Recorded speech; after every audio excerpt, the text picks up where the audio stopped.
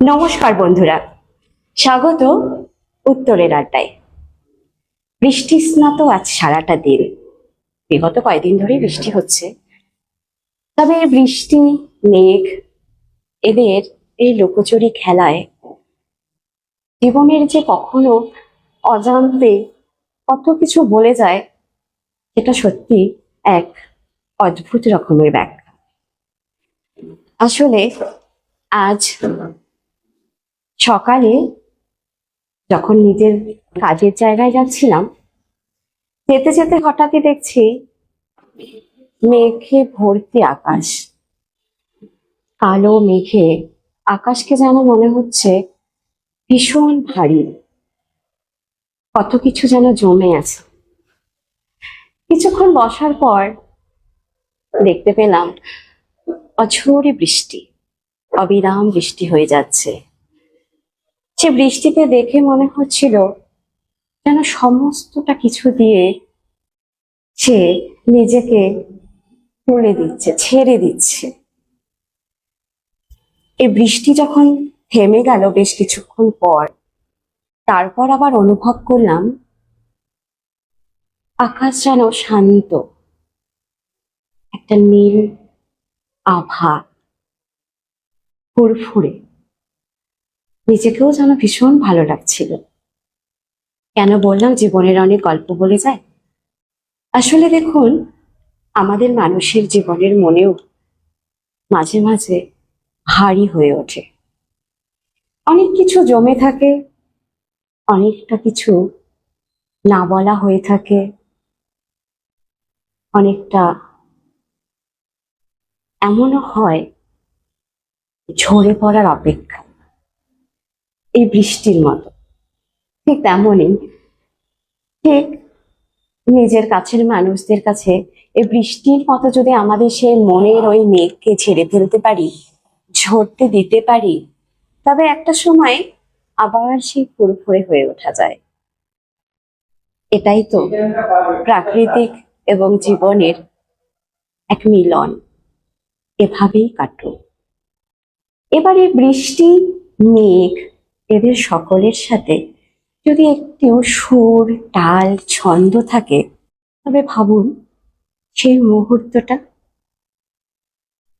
ঠিক এমন ভাবে আজকের এই সন্ধ্যা সাজিয়েছি আপনাদের সকলের জন্য, সুর, তাল, ছন্দে, যার অনুরণ আপনাদের মধ্যে ছড়িয়ে পড়ুক, তা মনে গেঁথে থাকো।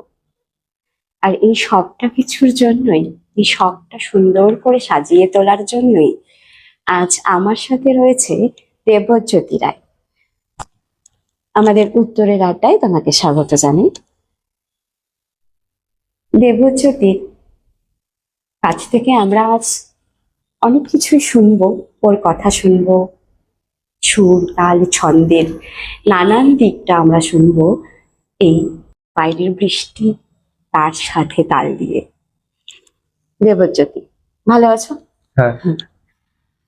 দেবজ্যোতির পড়াশোনার সাথে সাথেও এই তবলার জগতে, ভায়োলিন, সবটার সাথে তুমি যুক্ত। এই সবার প্রথমে কি শেখো, তবলা নাকি ভায়োলিন? কি থেকে শুরু হয়েছিল?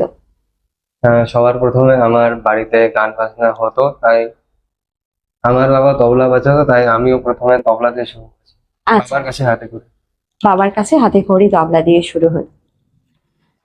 আসলে বাড়িতে এমনটা পরিবেশ থাকলে সেখান থেকেই শুরু হয়।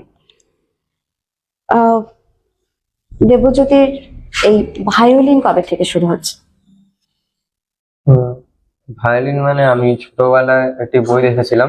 আচ্ছা আমি ভায়োলিন সম্পর্কে কিছু জানতাম না, বেশি কিছু, আচ্ছা কিন্তু আমার ছবি দেখে ভালো লেগেছিল, তাই আমি তখন থেকে শেখা শুরু করি। তখন আমার বয়স মোটামুটি 4 সাড়ে 4 বছর। আচ্ছা, তারপর এখন আস্তে আস্তে সেই ছবি দেখে ভালো লাগার থেকে তারপর সেই ভালোবাসায় পরিণত হয়ে হ্যাঁ। যাও।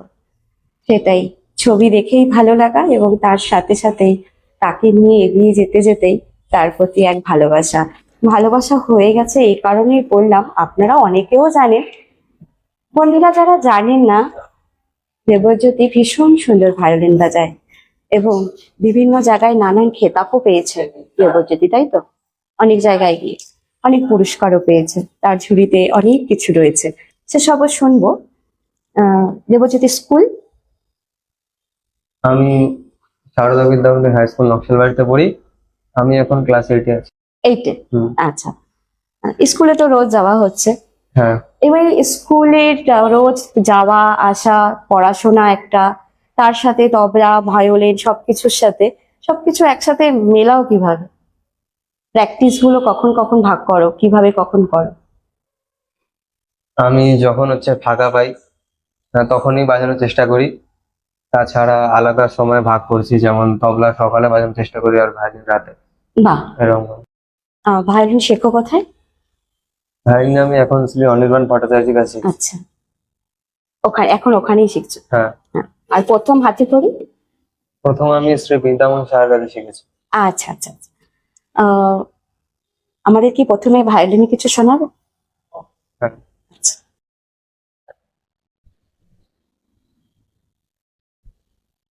আমি একটি ভাটিয়ালি ধুন শোনাচ্ছি। আচ্ছা।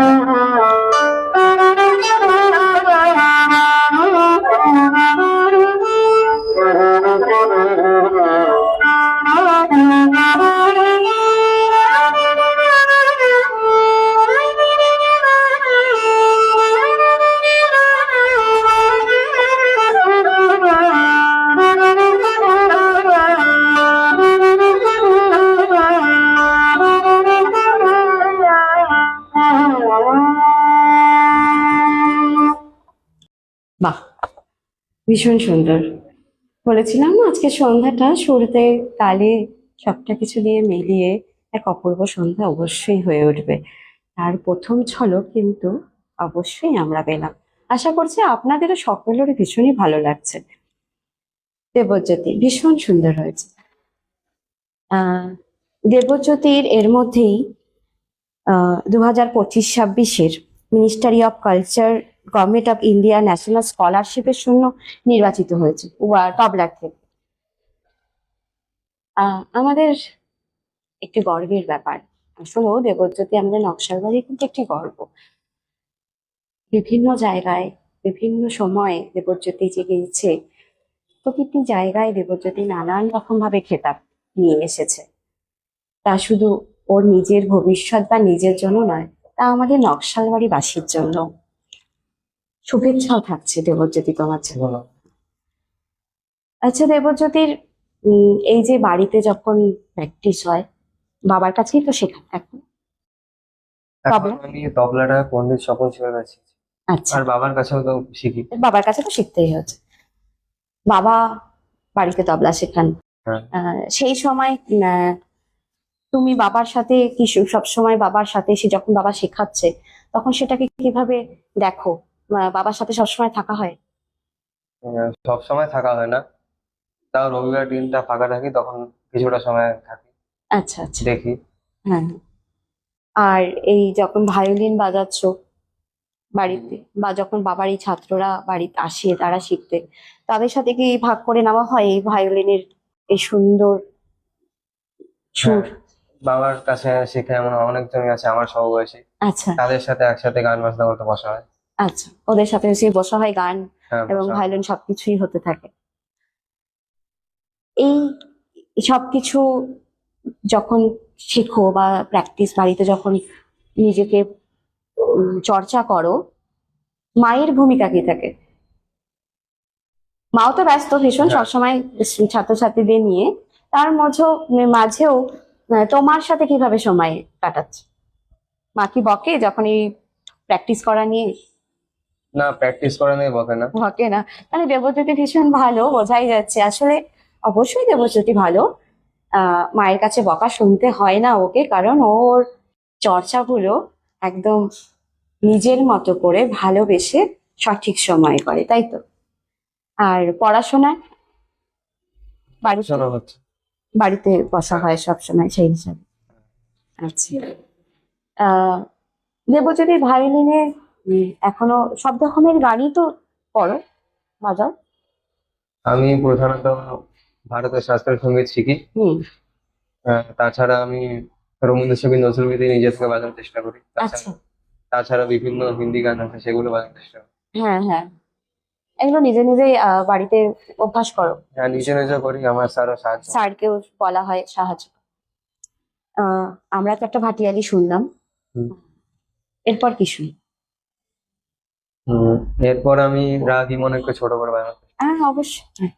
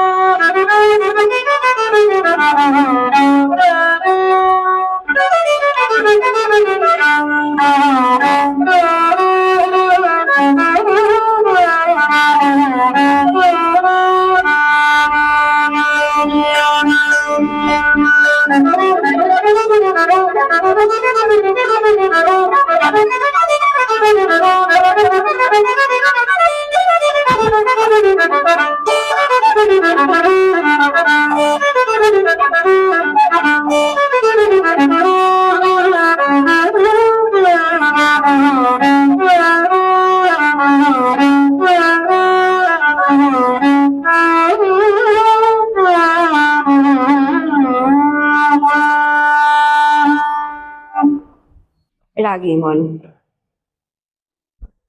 প্রতিটি রাগ গানের এই সঙ্গীত জগতের নানান কিছু বোঝায়।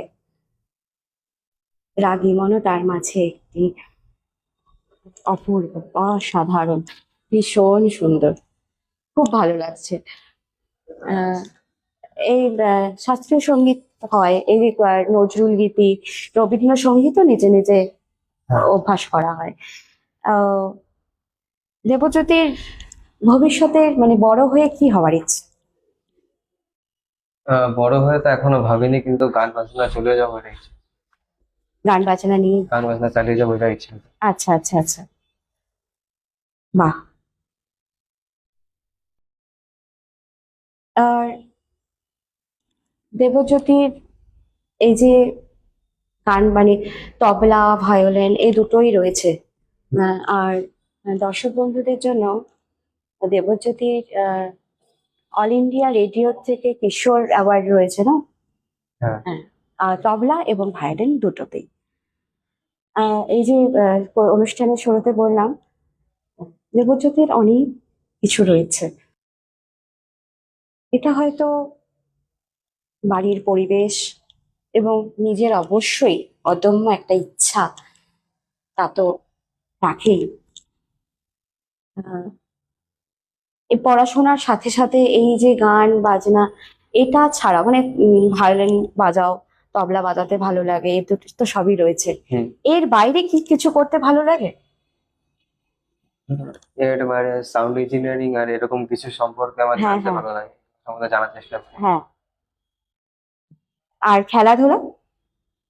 খেলাধুলা খুব বেশি তো হয় না, কিন্তু করার চেষ্টা করি। বন্ধুদের সাথে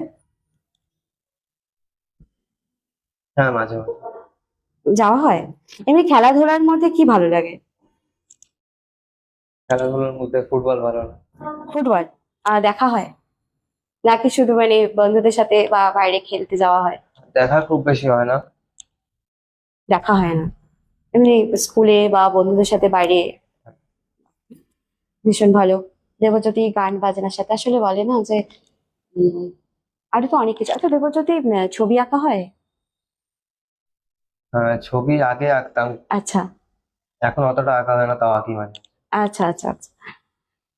তবু একটু একটু ভালো লাগে? হ্যাঁ, ভালো লাগে। ভালো লাগে, অবশ্যই ভালো লাগে। আচ্ছা দেবজ্যোতি স্কুলে কেমন লাগে?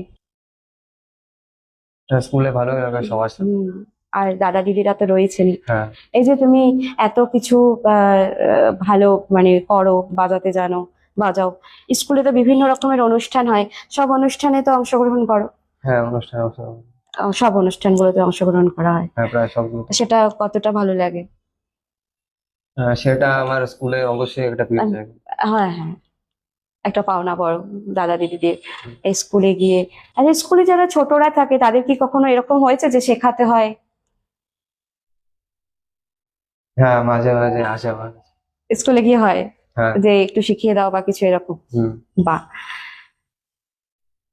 একটা সময় তো বড় হওয়ার পর এটা তো থাকেই যে স্কুলে। আচ্ছা যখন মানে বন্ধুরা বা ছোট ভাই বোনেরা থাকে যে দাদা একটু শিখিয়ে দাও, আহ কেমন লাগে তখন?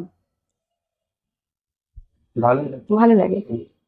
আর আহ, বিভিন্ন রকম অনুষ্ঠান আমরা দেখি, দেখে থাকি, বাবা এবং মা, দিদি সবাই মিলে অনেক রকম সাংস্কৃতিক অনুষ্ঠান হয় আমাদের। তা সেই অনুষ্ঠানগুলোতে তুমি কিরকম ভাবে অংশগ্রহণ করো? বাবা মা দিদিদেরকে সেই অনুষ্ঠান পরিচালনা করতে কিরকম সহযোগিতা করো? আমি হচ্ছে যদি কোনো গ্রুপ অনুষ্ঠান হয় তাহলে সেগুলোকে অ্যারেঞ্জ করতে সাহায্য করি। তারপরে যখন মা বাবা ব্যস্ত থাকে অন্যদিকে, তখন অনুষ্ঠানের দিকটা অল্প দেখার চেষ্টা করি। আচ্ছা আচ্ছা। এবং যখন প্র্যাকটিস হয় বাড়িতে, মা বাবা দিদিরা প্র্যাকটিস করে, তখন তুমি তাদের সাথে সাথ দাও, বসো হ্যাঁ।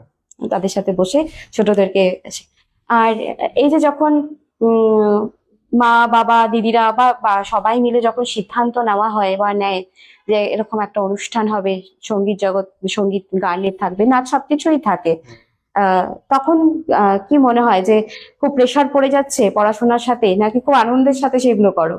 না, আনন্দের সাথে করি। আনন্দের সাথেই সব করা হয়, অবশ্যই সেসব তো থাকবেই, কারণ এই বয়সটাই এমন, আমরাও যখন ছোট ছিলাম, বা আমাদের দর্শক বন্ধুরা যারা ছোট ছিলেন, বা এখন যারা ছোট রয়েছে, এই সময়গুলো, এই যে যেই সময়গুলো বয়ে যায়, সেই সময়গুলো সত্যি ভীষণ সুন্দর এবং স্মৃতি।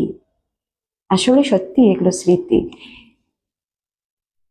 প্রতিটি দিনের প্রতিটি মুহূর্ত, প্রতিটি সময় এক একটা স্মৃতি, যা জীবনের বাকি আগামী দিনগুলোতে প্রতিটি সময় যখনই বসে থাকবেন বা কোনো সময় মনে পড়বে এই স্মৃতিগুলোই। আসলে স্মৃতি নিয়েই আমাদের জীবন চালা। আহ দেবজ্যোতি, আহ এই ভায়োলিনে কি অন্য কোনো গান আরো কিছু শোনাবে? হ্যাঁ, আমি একটা রবীন্দ্রসঙ্গীত। একটা রবীন্দ্রসঙ্গীত অবশ্যই। বৃষ্টি, মেঘ, বৃষ্টি সব যখন থাকে, তাদের সাথে মনের পছন্দের গান যখন হয়, সেই সময় যেন আরো একটু ওই স্মৃতি আরো বেশি সুন্দর স্মৃতিতে পরিণত হয়। আমি তোমার হলো শুরু, এই গানটি ভাবছি। তোমার তোমার হলো শুরু। বাহ, আমার পছন্দের তালিকার মধ্যে থেকে একটি গান।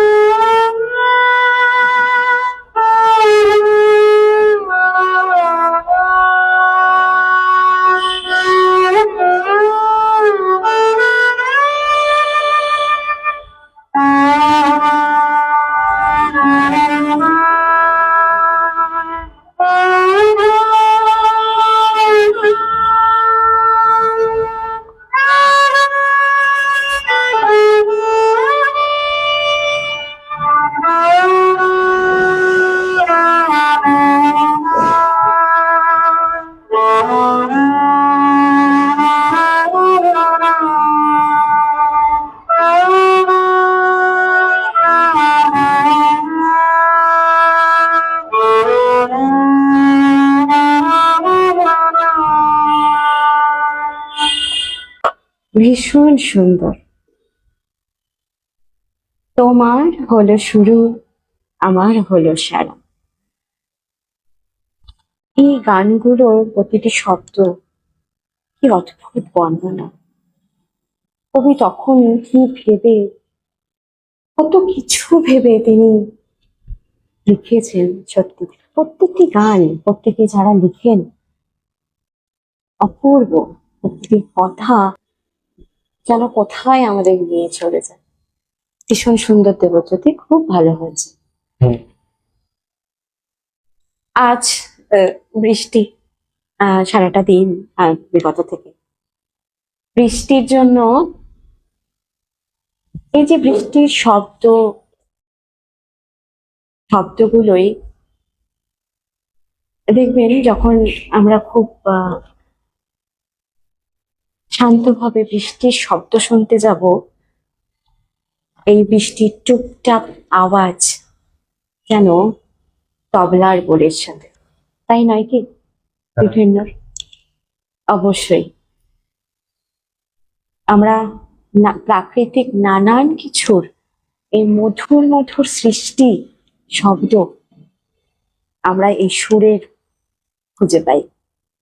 দেবজ্যোতি খুব ভালো তবলা বাজায়, নানান বোল ফুটে ওঠে দেবজ্যোতির হাত।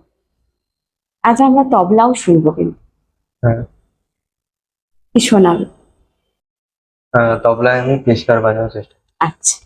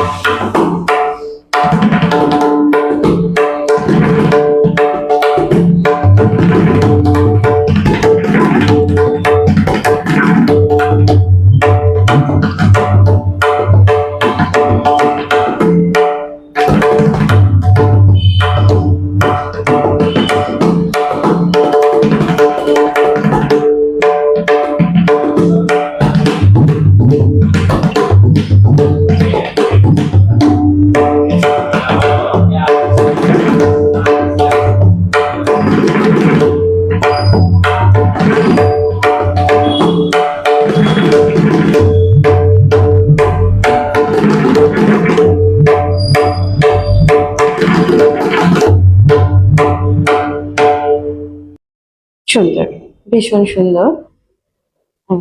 দেবজ্যোতির এটা বেশ ভালো, ওর যে এতটা ভালোবাসা এই সুর তাল নিয়ে, সেটা কিন্তু খুব স্পষ্ট। ভীষণ খুব সুন্দর হয়েছে দেবজ্যোতি। দেবজ্যোতি বরাবর ভীষণ সুন্দর বাজায়, আর ভালো লাগে। দেবজ্যোতির সাথে গল্প আড্ডায় আমাদের অনেকটা সময় চলে গেল। যদিও আজ বেশি আমরা দেবজ্যোতির থেকে অনেক কিছু শুনেছি। দেবজ্যোতির বৃষ্টি ভালো লাগে? হ্যাঁ, ভালো লাগে, বৃষ্টি ভালো লাগে। সবকিছুই মিলিয়ে আমাদের এই জীবনের চলা। অবশ্যই দেবজ্যোতির জন্য আমাদের নকশালবাড়ি লাইভ এবং উত্তরের রেডিও 91.9 FM এর পক্ষ থেকে অনেক অনেক শুভেচ্ছা থাকছে। তুমি আগামীতে আরো অনেক বড় হও, আমাদের নকশালবাড়ির গর্ব, আমরা গর্বিত হই ওদের নিয়ে। সময়ের সাথে সাথেই আমাদের চলতে হয়, তবুও আজকের এই সন্ধ্যাটা এই বৃষ্টি মেঘ সাথে সুর তাল নিয়ে সাজানো হয়েছিল। আশা করছি আপনাদের সকলের ভালো লেগেছে। আজ এখানেই বিদায় নেব, আবারও আসবো পরবর্তী অনুষ্ঠানে, আবারও এরকমই গল্প আড্ডা নিয়ে আপনাদের সকলের সাথে। আশা করি আপনাদের সকলের আবারও ভালো লাগবে, এবং আপনাদের সকলের ভালোবাসায় আমাদের এই উত্তরের আড্ডা ধীরে ধীরে অনেকটা পথ পেরিয়ে যাচ্ছে। আপনাদের সকলকে অসংখ্য ধন্যবাদ আমাদের সাথে এইভাবে থাকার জন্য। আশা রাখছি আগামীতেও আপনাদের সকলকে আমাদের পাশে ঠিক এমনভাবেই পাবো। সকলে ভালো থাকবেন, সুস্থ থাকবেন। দেবজ্যোতি, তুমিও খুব ভালো থাকবে, সুস্থ থাকবে। হ্যাঁ। চলুন আজ আসি, নমস্কার।